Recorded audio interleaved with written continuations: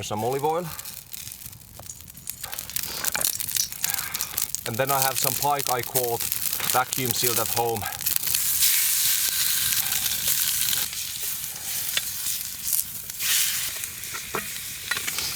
By the way, all the fish from the Finnish waters need to be cooked very well because there is the risk of getting a pest, lapamato. It's kind of this intestinal worm, not nice. Some salt. Oh, back in. Oh, it smells so good. Some sweet potato and pike. The sweet potato is maybe a bit too raw still, but I don't mind, I'm really hungry. The pike is so good.